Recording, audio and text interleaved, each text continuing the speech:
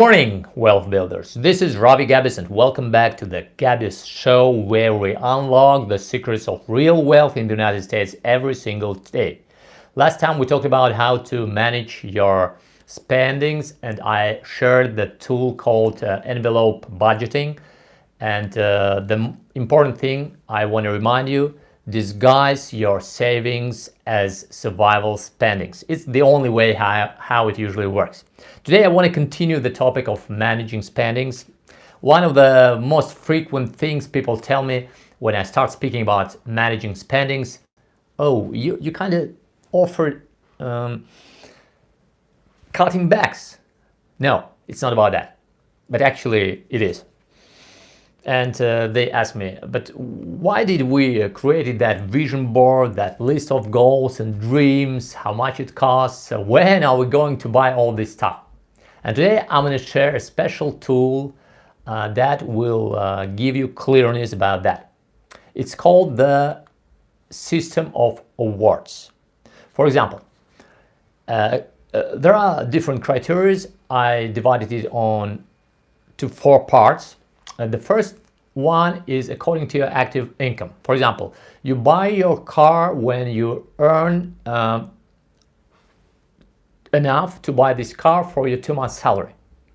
I first heard this approach from the German financier, money guru, Bodo Schäfer.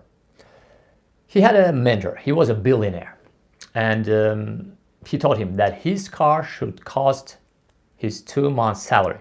He was driving huge BMW back then, and he was drowning in debt of more than 70,000 euros. And he sold that car. He bought a little Ford Fiesta without a handle on the driver's door, and he always parked near the wall as close as possible so that everybody understands why he is scrolling inside I don't know, he was more than 200 pounds then.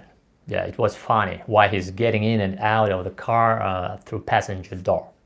And what he created, pain and pulling power. Driving that simple car, let's say, was a huge pain for him. But at the same time, he had a dream. By the way, I also had that experience. Once I had to sell my business class car, and because I had to finance one of my apartments. I bought a real estate then, and I didn't have enough money, so I sold my business class car, and I bought a simple one. Even though it was brand new, it was so simple after business class that I felt awful.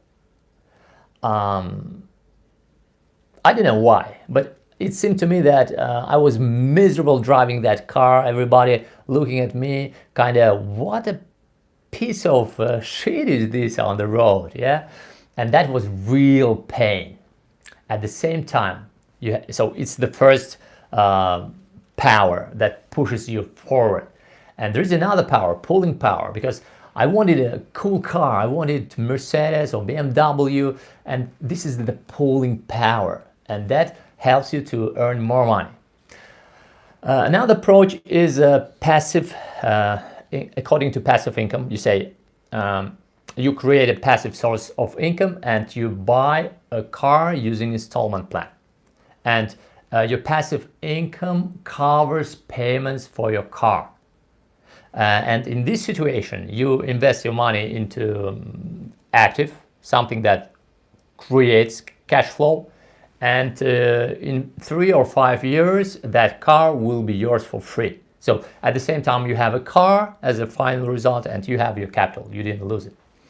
You also can buy your dreams and goals according to financial level. So achieving of certain financial level. For example, there are 4 main financial levels that I indicate. The first one, financial protection.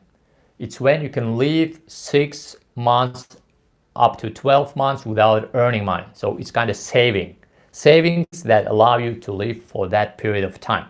And you achieve this level and you buy a new iPhone.